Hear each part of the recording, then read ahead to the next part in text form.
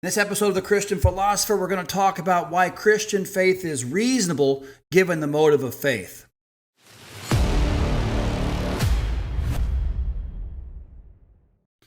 What's up, everyone? This is Scott Sullivan here from the Aquinas School of Theology and Philosophy. Today we are talking about why faith in Christ is reasonable given the motive of faith. Now, I think there are really two factors involved here when we're talking about why is it reasonable or rational or credible to believe in Christ. There are two factors. Today, we're going to talk about the motive of faith. So in the video today, we're going to talk about the motive of faith. We're going to talk about why the motive of faith is necessarily true. We're going to talk about why the motive of faith is necessary for the rationality of Christian faith, but it's not sufficient. And then we'll discuss what I think is the main question regarding the credibility of the Christian faith. So let's take that first thing, the motive of faith. Now, we're talking about motive here. What we mean is why we believe something. So the motive of faith is why we believe something on faith. And as I've been saying, in other videos countless times, the reason why we have faith in God is because of the very nature of God. God is all-knowing. God is all-truthful. He can't possibly lie. Whatever God says has got to be true. So we can take whatever God says as truthful, and it's necessarily so.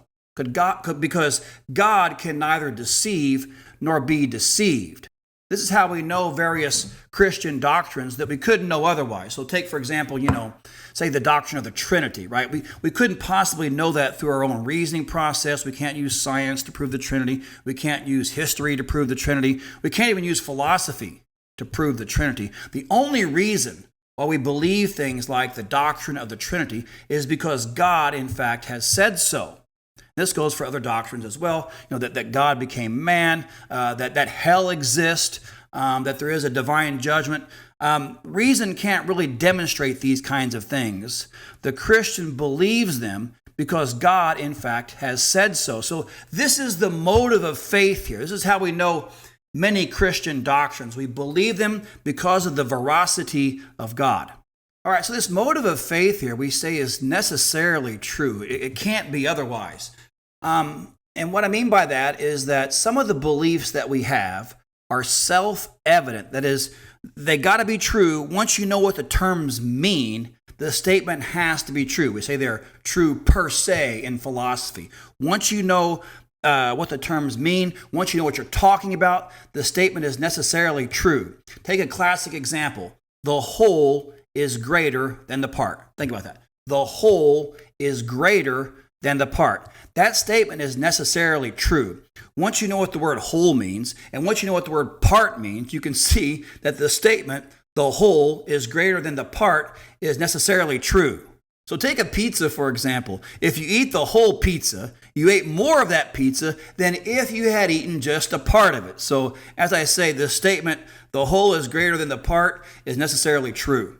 So in the same way, the motive of faith is necessarily true. Once you understand the nature of God, right? What God is, his very nature as being an all-knowing, all-truthful being, right? Once you know what God means, the statement, God always speaks truth.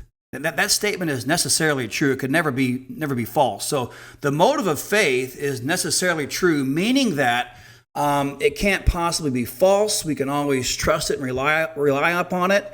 And that's important for the rationality of Christian faith, because if you couldn't trust God, right? If you had a god like Loki or someone like one of these Norse gods or some of these pagan gods who could lie and cheat and steal, right? If you had a notion of God like that, well, then obviously you can't trust what they say. But in the Christian concept of God, as given his nature, as I've been saying, the statement, God always speaks truth, that statement has to be necessarily true. So this motive of faith that we're talking about, our ability to, intellectually rely upon God, this is necessary, right, for the reasonableness or the rationality of Christian faith. You got to have that. But by itself, it's not sufficient. And the reason why is because Christianity is a religion that is grounded in history. Christianity is a religion that is grounded in history. God has revealed himself definitively in the past. And of course, we don't have direct access to the past. We don't really get God's revelation directly to us. And that's okay. God doesn't have to reveal everything to me. He can reveal things to others, and I can believe those things based upon testimony. And we'll look at that, a little bit later on. So God doesn't have to, reveal things directly to me, and He doesn't have to do it right now. So God can reveal things in the past, and it can be rational for us to believe that. But the important point here is that the motive of faith, right, God's trustworthiness, is necessary for the rationality of Christian faith, but it is not sufficient.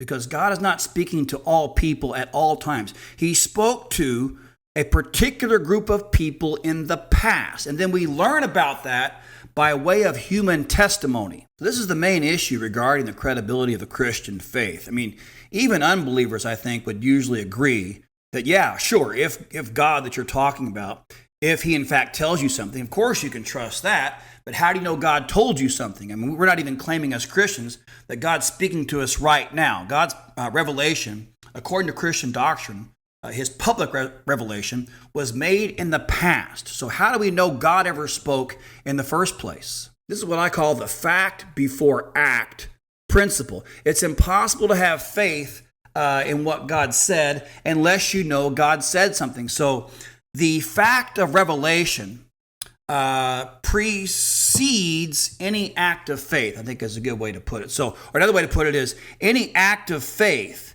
in what God said presupposes that God has said something, right? So this idea of the fact of revelation, it just has to come first. You have to know God said something before you can, in fact, have faith in that something. You see what I'm saying? So the act of faith presupposes the fact of revelation. And if you don't know God said something, right, you can't have faith in that.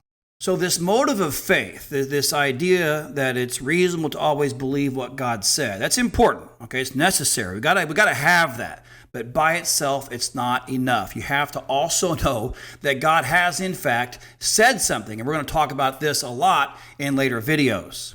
But to summarize what we've covered here, we've talked about the motive of faith. The reason why we believe what God says is because He is the ultimate authority. We also talked about that the motive of faith is necessarily true. It is impossible for God to relay false information given His divine nature.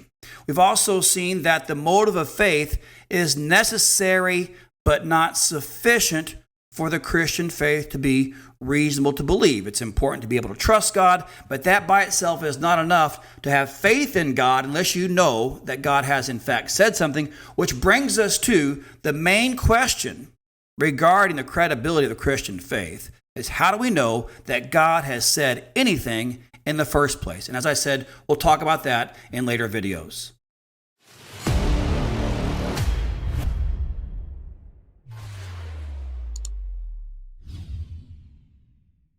Hey guys, just real quickly here, if you like these videos and you want to learn more about some of the stuff that I teach, you can visit my website, scottmsullivan.com.